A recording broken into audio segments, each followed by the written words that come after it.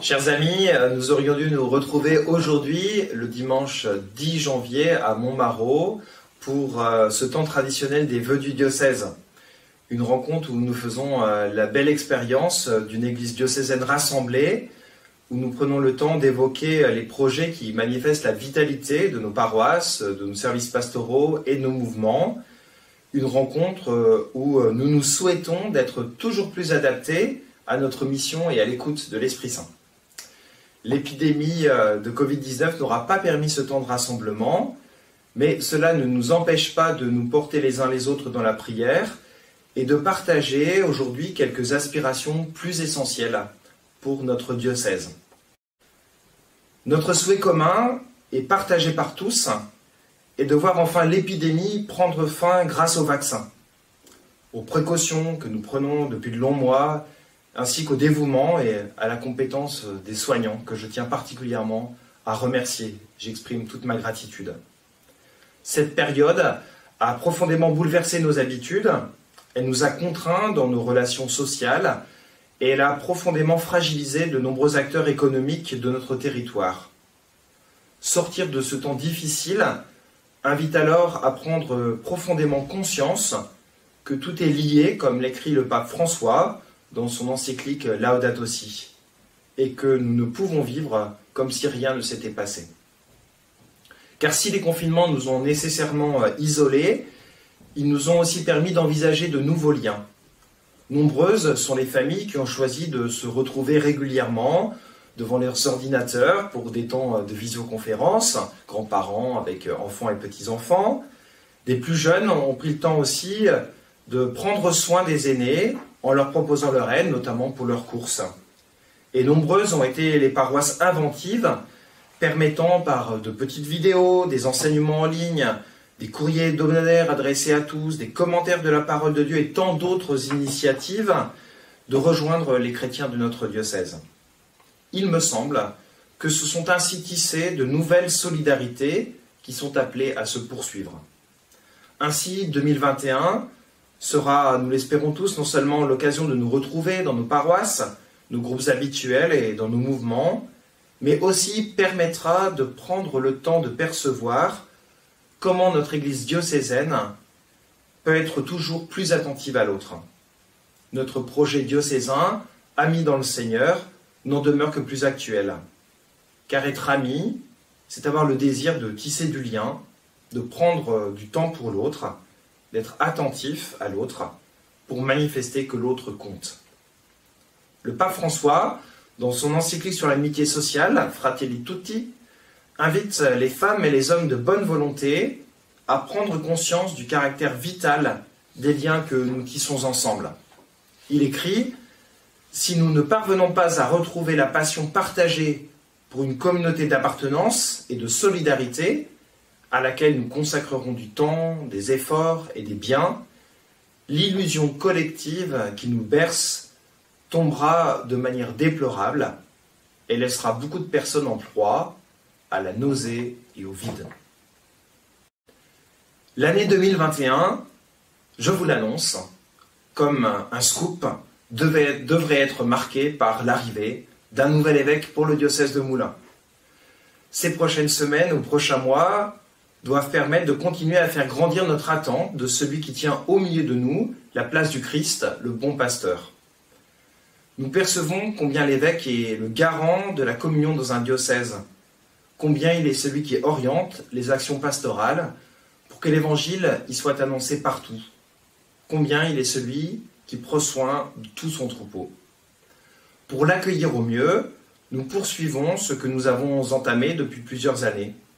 Et même si les 2 confinements ont ralenti la mise en œuvre des projets, nous savons que le projet pastoral diocésain est comme notre feuille de route pour quelques années encore. Et je vous redis que notre évêque ne pourra que se réjouir de percevoir un diocèse tout entier tendu vers la mission. Alors je vous invite à poursuivre cette demande insistante que nous faisons chaque dimanche à la fin de la prière universelle. Seigneur, donne-nous l'évêque dont notre diocèse a besoin. Et prions à travers cette intention pour celui qui nous sera donné, sans le connaître, dans la foi. Il y a 5 ans, le pape François promulguait l'encyclique Laudato Si sur la sauvegarde de la maison commune. Nous avons, au niveau du diocèse, souhaité marquer cet anniversaire pour vous présenter quelques initiatives qui sont nées plus récemment, quelques acteurs diocésains aussi, mais surtout sensibiliser à cette urgence que l'épidémie ne vient rendre que plus actuelle. Ainsi, je vous partage 2 numéros de Laudato Si qui situent bien la dynamique dans laquelle nous souhaitons entrer. Une dynamique large, qui n'est pas à réduire à la dimension écologique dans son aspect politique. Je cite le pape François. Le défi urgent de sauvegarder notre maison commune inclut la préoccupation d'unir toute la famille humaine dans la recherche d'un développement durable et intégral. Car nous savons que les choses peuvent changer. Le Créateur ne nous abandonne pas, jamais il ne fait marche arrière dans son projet d'amour. Il ne se repent pas de nous avoir créés. L'humanité possède encore la capacité de collaborer pour construire notre maison commune. Vous voyez bien que, en fait, ici, il s'agit du rapport au Créateur, à la création, et donc du rapport au salut. Et puis je poursuis, ce que dit le pape François dans Laudato Si, beaucoup de choses doivent être réorientées, mais avant tout, l'humanité a besoin de changer. La conscience d'une origine commune, d'une appartenance mutuelle et d'un avenir partagé par tous est nécessaire.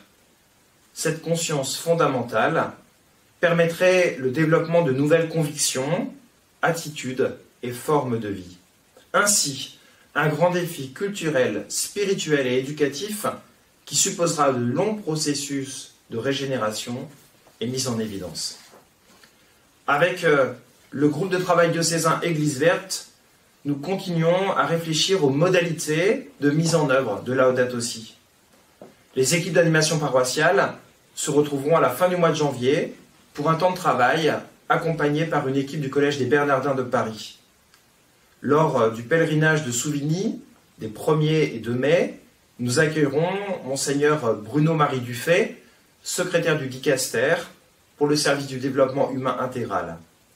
Et notre année de sensibilisation Laudato Si se conclura le 20 août par une conférence de Bernard Héritier à Souvigny, organisée par le Centre Art, Culture et Foi, sur le thème « Hildegarde de Bingen, un chemin d'harmonie ».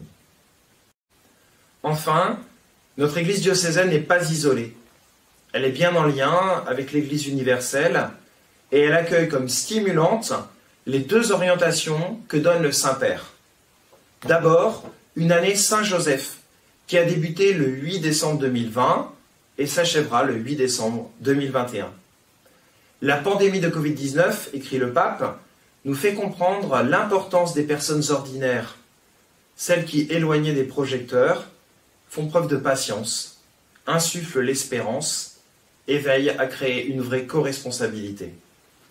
Saint Joseph, l'homme qui passe inaperçu, l'homme de la présence quotidienne, discrète et cachée, et qui pourtant joue un rôle inégalé dans l'histoire du salut.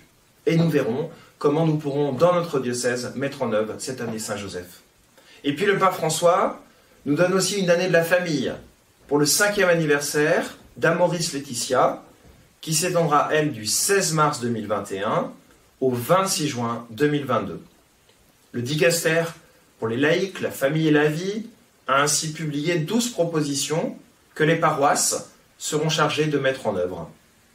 Il s'agit notamment de renforcer la pastorale de la préparation au mariage, de mieux aider les couples après le mariage et dans l'éducation de leurs enfants, de créer des cercles de réflexion et de parole sur la beauté et les difficultés de la vie familiale, enfin de soutenir les couples en crise et les familles blessées. Avec l'équipe de la pastorale des familles, nous ne voyons à travers cette année que plus la pertinence de ce que nous avons déjà initié, notamment à travers la réforme des pôles missionnaires diocésains et notamment du pôle famille. Cela nous stimule. 2021, c'est vraiment l'année de l'espérance. Parce que tant d'autres projets diocésains ou paroissiaux dans les mouvements, dans les services sont en cours, pour que continue de retentir la bonne nouvelle du salut, parfois d'une manière bien discrète. Celle-ci est comme résumée, cette bonne nouvelle du salut est comme résumée dans la voix venant des cieux, dans l'évangile proclamé en ce jour du baptême du Seigneur. Tu es mon Fils bien-aimé, en toi je trouve ma joie. Vous le percevez, cette année 2021 ne sera pas l'année de l'immobilisme. Elle deviendra, grâce à chacun de vous, et je vous remercie profondément de votre investissement, une année de l'espérance. Celle que le pape François définit souvent comme la plus petite des vertus, mais la plus forte. L'espérance, affirme-t-il, fait entrer dans les ténèbres d'un avenir incertain, et c'est bien un avenir incertain parfois que nous voyons devant nous, pour marcher dans la lumière. La vertu de l'espérance est belle. Elle nous donne tant de force pour marcher dans la vie. Le Christ, mon espérance, est ressuscité. Il ne s'agit pas d'une formule magique qui fait disparaître les problèmes. Non, ce n'est pas la résurrection du Christ. C'est au contraire la victoire de l'amour sur la racine du mal.